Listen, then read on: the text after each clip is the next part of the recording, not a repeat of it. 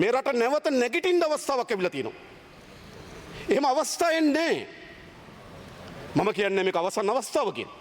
හැබැයි මිනිස්සුන්ට රටට අවස්ථාවක් එනවා.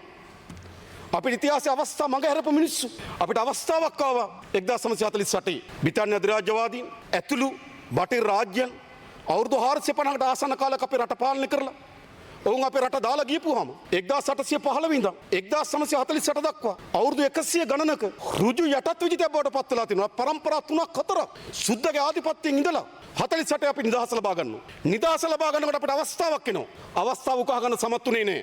49ම පුරවැසි පනත ගෙනාවා. ගිලා වත්තු කරේ දෙමළ ජනතාවගේ ඡන්ද බලය අහෝසි කරා. චෙලනායක මහත්මයා උතුරට ගිහිල්ලා වෙනම දෙමළ රාජ්‍ය පක්ෂය දුව 1949 ෆෙඩරල් පක්ෂය. චෙලනායක මහත්. එයි 48 නිදහස ලැබුණාට පස්සෙත් මේ අය ඒකාබද්ධ කරලා මෙරට ඉස්සරහට ගෙනියන්න බැරි වුණා. හැබැයි ඉන්දියාව 47 නිදහස ලබා ගත්තාම ඔවුන්ට තිබුණා ජාතික දැක්මක් තිබ්බා, ඉලක්කයක් තිබුණා. අභ්‍යවකාශය තරණය කරන ඉන්දියාවක් හදන්න පටන් ගත්තා අවුරුදු 100 පිරෙන කලින්. අපි 2048 වෙනකොට කණ්ඩ බොණ්ඩ තියෙන රටක් හදන්නම් කියලා ලැජ්ජයි. 48 ඒ අවස්ථාව අපිට හොඳින් උපයෝගී කරගත්තා නම් අපිට යලි මේ රට ශ්‍රේෂ්ඨ රාජ්‍ය බවට පත් කර ගැනීම අවස්ථාවක් තිබුණා. අත්හැරුණා. නැවත අවස්ථාවක් ආවා. අත්හැරිය. මම කියනවා දැන් ආපහු අපේ රට අවස්ථාවක් ඇවිල්ලා තියෙනවා. මම ඔබට කියන්නේ මේ අවස්ථාව අපි අත්හරිනවද? අපි කිසිසේත්ම පුද්ගලයෙක් ලෙසත් ආණ්ඩුවක් ලෙසත් මේ අවස්ථාව අත්හරින්නේ නැහැ. මේ රට මේ පත් වී තිබෙන මේ අසීරුතාවයෙන් මේ රට මුදවා ගන්න.